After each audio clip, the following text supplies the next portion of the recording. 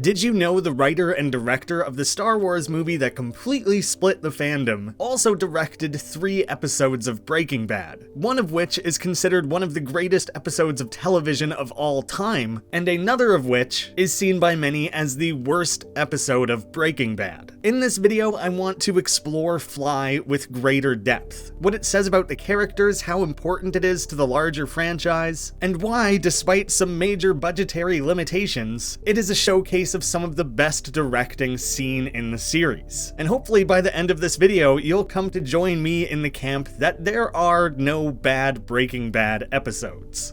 How's it going, everyone? My name's Graham and welcome to 2 Left Frames. We now have 2 complete series and a movie taking place in this methverse. We are now 14 years removed from Breaking Bad's premiere and rounding the corner of a decade since the finale. Smack dab in the middle of Breaking Bad's run, we had the premiere of what has come to be Breaking Bad's lowest rated episode, Fly. A bottle episode taking place entirely in Gus's hidden cook lab. Now, having a high 7 rating for your lowest episode is mind-boggling. But I would say the collective opinion of the episode has very dramatically shifted over time. When it originally premiered, it still had some strong advocates, but the majority viewed it as boring, filler, and a disappointing low point for the series. Since then, years of reflection beyond the series' conclusion has raised it up to a 7-8. And while I don't plan to argue that the episode is either the best or worst of the series, I do want to highlight that I no longer think it is a bad episode. That is admitting that I originally also disliked the episode. I had binged seasons 1 and 2 just before season 3 first aired. I thoroughly enjoyed it, with moments like eating through the bathtub with acid and Jane's death being seared into my brain to this day. For a bit of context, Season 1 was a victim of the writer's strike, forcing the creators to rethink their storytelling approach, being limited to only 7 episodes. The writers then had to tell the story at a rather brisk pace, but it's a change that creator Vince Gilligan says greatly benefited the show. The decision was made to not kill off Jesse and slow down Walt's evolution to a villain, both of which would have happened within their original version of Season 1. The show developed a now iconic pacing with lots of big moments to keep our interest, while the characters grow and develop at a much slower, much more realistic pace. Come Season 3, there was much more of a balance of quieter moments sprinkled in with big action. This season was all about consequences. And I don't think I or others were exactly prepared for the direction this season took. The focus is less on Walt and Jesse being bumbling outlaws who seem to fail upwards, and instead looks at the ramifications of their actions. Walt's failing marriage, Hank's PTSD, and Jesse's rehab, stewing on the fallout of Walt's choices, showcasing how his actions have affected hundreds if not thousands of people. We also see Walt's final attempts to reclaim his past life before committing fully to Heisenberg. In episodes 6 and 7 of Season 3, we see Hank track down the RV, nearly busting both Jesse and Walt, followed by the intense episode end of Hank's showdown with the long-teased brothers. Things seem to be really gearing up, but budgetary constraints led to the decision to write a simple bottle episode on a shoestring. Now, it would seem off-putting to many to slow down a series that seems to have so much momentum, but the perfect formula for this episode seemed to be having Walt and Jesse together, playing off each other with their beautiful on-screen chemistry. After they had yet again fallen out, it was necessary to bring the two back together in order for Fly to take place. When watching the season for the first time, Fly did feel like a bit of a derailment. Episodes 8 and 9 were all about Hank and Jesse's hospitalizations, their trauma, and overall seemingly lower stakes than mid-season. All of this culminates into an episode of essentially nothing. Season 3, Episode 10 is a housefly loose in a lab and a sleep-deprived Walt obsessed over removing it. For a moment it felt like the show was directionless, when in reality it was merely the eye of the storm. Over the years, I've anecdotally heard almost everyone I know who has watched the series share the same experience with this episode. It is either the moment when they stopped watching the show, or it simply stands out in their mind as being that goddamn slow Fly episode. I was one of those who actually stopped watching the show after this. I was in my first year of university, I was fitting in episodes when I could, my free time felt limited, and after 3 slow episodes ending with Fly, I decided I would rather not spend 47 minutes of that free time each week on this nonsense. I set the show aside and only picked it back up again after season 4 was finished and everyone was still giving it nothing but rave reviews. Only 2 episodes after Fly is the 1-2 punch of half measures and full measures, widely considered to be among some of the best episodes of the series. After getting back into that, I was immediately hooked, and to me the series rode that high straight through to its finale. So what's the deal with Fly? It seems unlikely that this creative team had one singular blemish on an otherwise perfect series. Yet so many of us share this collective memory of hating this episode. And again, there are others who called it one of the best from day one, but I'm sure at the time many of us who disliked it had similar reasons. Revisiting the series now, knowing where things are headed, better appreciating the work of Gilligan and team, and understanding the role this episode serves as a series midpoint, being episode 30 of 62, right before the exciting roller coaster and climax that is the rest of the series. I believe this is summed up well in a quote from Vince Gilligan. Even if financial realities didn't enter into it, I feel as showrunner that there should be a certain shape and pace to each season. And the really high highs that you try to get to at the end of a season, the big dramatic moments of action and violence, the big operatic moments you're striving for, I don't think would land as hard if you didn't have the moments of quiet that came before them. The quiet episodes make the tenser, more dramatic episodes pop even more than they usually would just by their contrast. In Season 3, Episode 6, Sunset, we are treated to an incredibly tense episode. This is where Hank is tracking the RV and nearly discovers everything. Either he succeeds and Jesse and Walt are now convicted felons, or they escape Hank's grasp and Walt directly torments his family and a man who's barely hanging on by a thread. This isn't some cat and mouse of, "Ooh, I'll get you next time," or "Ah, shucks, they got away again." Someone is going to lose here. The stakes are high and we watch with bated breath. It's only with hindsight now that I see how brilliantly the writers of the show will continually set up situations with similarly high stakes, minus the immediacy and action. Gus coming to the hospital to visit Hank, dancing around the DEA, and to wave power and knowledge in Walt's face is equally tense to me. Both of these men are in the lion's den, pretending to have never met, with even a small mistake potentially raising suspicions. There's an artistry to this form of tension that is done wonderfully throughout Fly in one of the lowest stakes situations possible. The events, choices, goals, and consequences of every involved party have been laid out for us in a way where we perfectly understand the stakes and often have multiple perspectives on possible outcomes. The beauty of Fly is that the minefield is no longer about actions and reactions. It's now a mental tug-of-war of a sick, injured, exhausted man trying not to share so much as to permanently damage his relationship with Jesse. He laments the chain of events that led to Jane's death without directly revealing his role, and we know that one wrong word would ruin things forever. This tension is built to a degree that rivals the best moments of the series. Walt is edging ever closer to admitting what he's done, but Jesse's mind never remotely goes there. He's picking up on different signals from Walt. I'm sorry about Jane. Yeah. Me too.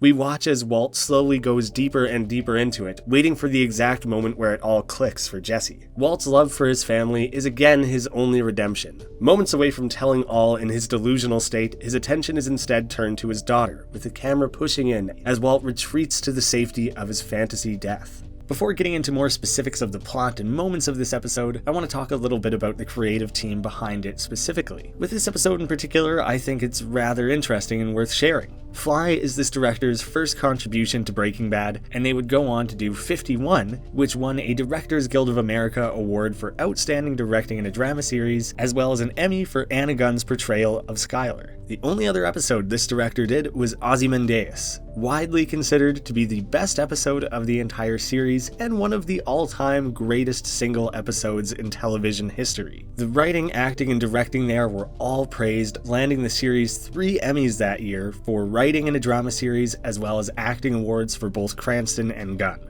This director, behind numerous award nominations and wins across the most heavily criticized and most widely praised episode of the entire series, someone who at this point in their career is no stranger to controversy and creating polarizing works. These 3 episodes all come courtesy of Rian Johnson. He began work on Breaking Bad before his breakout with Looper, and well before subsequently tearing the Star Wars fandom in half with The Last Jedi. Now, I don't want that to distract from our conversation of Breaking Bad. I bring it up only to highlight that Johnson's career has been all about going against what the audience expects and attempting non-conventional storytelling, whether or not he always succeeds. In television, directors are set months and months ahead of time before the scripts are even written. No, I didn't know until I think it was just a few weeks before that I got like an early draft of it. So too, when you first got the script, it must have...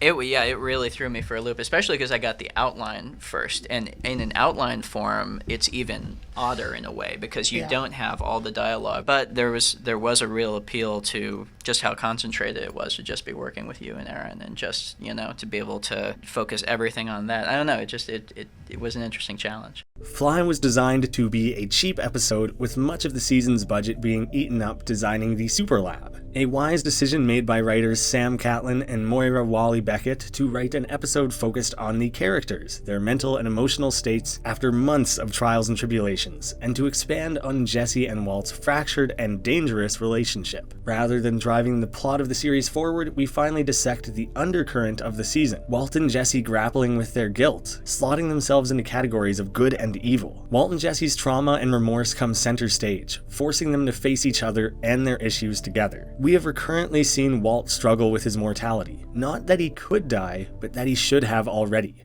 When I got my diagnosis, I said to myself, why me?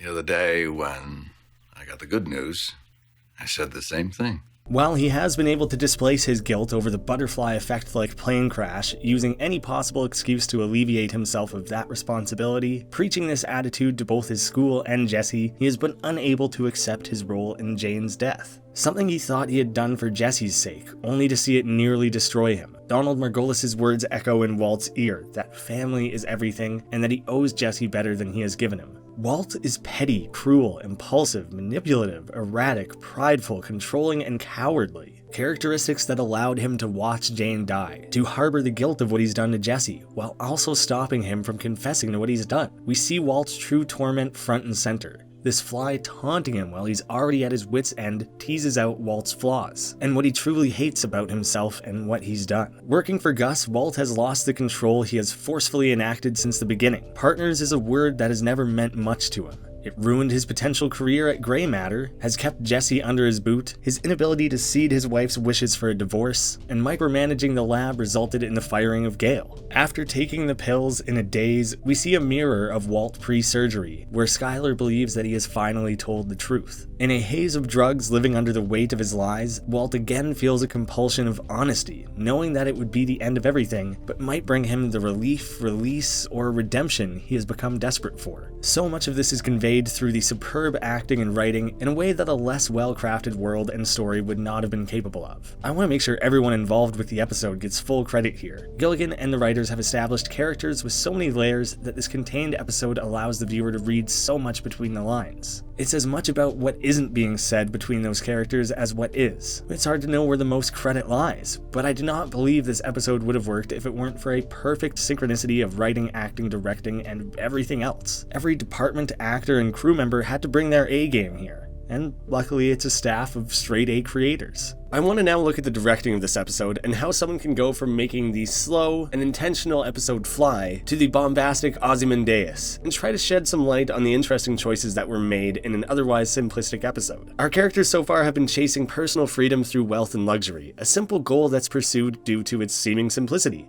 Cook meth, earn cheddar. Mr. White, fat stacks, dead presidents. Yet a new obstacle is thrown at the two at every possible impasse. The world's most expensive alibi, Jesse's money being confiscated by the DEA, paying to keep Badger out of jail, and so on, and so on. There's some pretty apparent symbolism to chasing a fly around the lab, a simple task that seems to somehow always evade their grasp, a distraction from the real problem at hand, an overwhelming sense of inferiority, forcing Walt and Jesse to physically assault one another. You like that? Hurts, huh?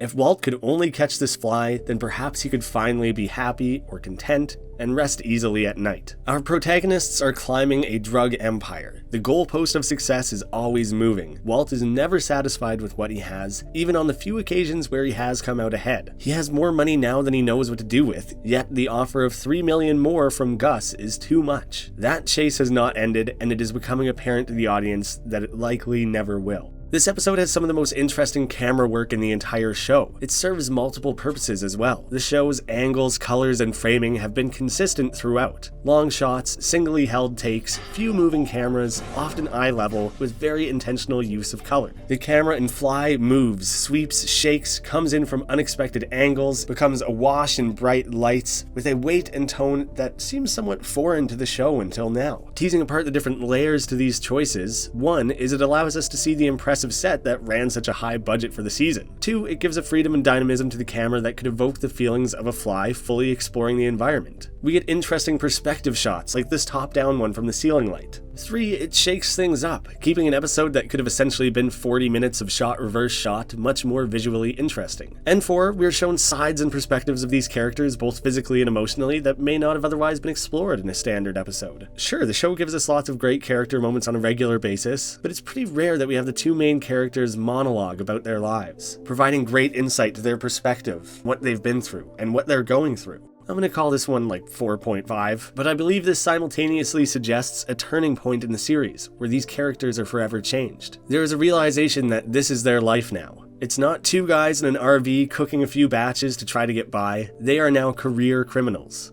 Well, I didn't really try to bring my own vision. That's the weird thing. I really just tried to execute what was in the script and stay close to that. I wasn't coming and trying to put some stamp on it. I was coming in as a fan of the show who wanted to do a really great Breaking Bad episode. My goal was to do right by the show. The back and forth, highs and lows of these characters requires a great deal of care from the director's seat. This episode is more jokey than usual, but it also has some very heavy conversations. These jokes and revelations only work if the rhythm of the episode is perfect, which I believe it is. The comedic obsession feels relatable at first, something to laugh about. A silly side to some erratic behavior that had Walt attempting to assault Ted only a few episodes earlier. There's a level of physical comedy from Cranston that's been underutilized since the show's pilot. It honestly feels a little bit closer to what we saw with Hal all those years ago. The setup of this episode feels like a mockery of the typical ticking clock trope, with exaggerated stakes. If they don't kill this fly, this batch will go bad and they will be killed. It's melodramatic, at times slapstick, and even plays off of some horror tropes. Some people would call that tonally inconsistent, but I think it's a really effective bait and switch that the episode feels like a giant joke and instead becomes one of deep character introspection. As the episode moves along, the point is slowly driven home that there's a sick obsession here. Walt has a tendency to be consumed by problems and spirals towards insanity. He can be needlessly aggressive and dangerous to himself and others, lashing out and taking risks. Walt will try anything, attacking the problem directly, crafting something to aid him, pushing everything out and away from himself, laying a series of traps that instead enclose around himself. There's so much more here than guilt and sadness, good and bad. The approaches that both Walt and Jesse take informs so much about their characters. Jesse instead oversimplifies, thinking only one step ahead, suggesting further contamination of the lab to try to kill the fly. This mirrors his unwillingness to launder his money. Jesse is reactionary, only addressing the most prescient problems and looking for the easy way out. Towards the episode's end, Walt feebly clings to the ladder Jesse is climbing all on his own, contributing little to its actual stability, but feeling in control. His weak attempts at an apology are overshadowed by Jesse's own ability to climb above his demons, leaving Walt and that guilt behind. Jesse climbs the ladder to finally swat the fly, putting an end to this obsession. Walt can finally rest, perhaps with the feeling that Jesse is okay and that he no longer needs to fear for his mental health. The final shot of the episode is the most effective, with a fly landing on Walt's blinking smoke detector. The shadow of a threat, a painful reminder there will always be another fly. Jesse, as per usual, is taking things at face value. The problem is solved, at least for the time being, and that's good enough. There's a brilliance in Gilligan and the writer's ability to take a budgetary constraint and do something truly unique and creative with it. Some have considered this to be the greatest Bottle episode of all time. I think the only one that maybe rivals it is Community's deconstruction of Bottle episodes. I hate Bottle episodes. They're wall-to-wall facial expression and emotional nuance. I might as well sit in the corner with a bucket on my head. Cranston and Paul are in top form here, showcasing that they are and always have been the heart of this series. That if nothing else in this wide-reaching world were to exist, we would still tune in every week to watch these two together. Add in directing that is creative, rhythmic, and dynamic in a way that perfectly serves the writing and acting on hand. And most importantly to the episode, the idea of an evasive fly. Seemingly just a relatable situation played off for some gags, but it's amazing how many different ways the viewer viewer can choose to internalize that symbolism. I like to see it as Walt's unattainable happiness, while I've seen others describe it as a metaphor for anything from Walt's flawed vision of perfection to the contamination of Walt's cancer, or squashing Jesse and Walt's guilt only for something new to emerge, or maybe Jesse finally distancing himself from Walt's demons, leaving Walt to suffer on his own. At a distance, the episode sums up the entire show. There's little to no cooperation between the two. Walt is obsessed and Jesse is begrudgingly dragged along, a reflection of an arc that exists across the entire series. They are always at odds, taking fundamentally different approaches and perspectives, literally hurting each other along the way. The partnership feels necessary to both of them, but they're both getting something very different out of it, while each ignoring the true toxicity that exists there. Perhaps the most important moment from the entire episode is Walt's revelation of, why is he doing this? Could it be explained? Why does he care so much about this fly? Why is he cooking meth? I mean, I truly believe there exists some combination of words. There must exist certain words in a certain specific order that would explain all of this, but with her, I just can't ever seem to find them. So there you have it, my look back at Fly. I know there are some people who say it should be considered one of the greatest episodes of the show. I hesitate to go that far, but I can appreciate where they're coming from. And I hope now you can also see that maybe the episode isn't as bad as we used to think. And for all you fellow haters of Fly, I encourage you to give it another watch. Keep some of these choices in mind. Think about where the series has been and where it's going. Think about the role that this episode serves within the entire series. I'm not telling you you have to like it, but maybe upon a second look you'll find a deeper appreciation. Just as I'm rounding things out here, I want to point out that this is the third time I've uploaded this video. The first time was nearly 3 years ago to the day on a Let's Play channel. That was the only channel I had at the time, and it was quickly apparent that it wasn't really at home there. I spun off 2 Left Thumbs for my more scripted content. Now here I am again making a film and television specific channel that it will now live on. 3 years later, it's still probably one of my most deeply analytical essay-style videos. I'm actually still super proud of it. I hope you enjoyed it, and I hope you're willing to check out some of my other essays, reviews, and other such things that I have here on the channel. Thank you so much for watching, thank you to patrons for their continued support, and I hope to see you all again soon.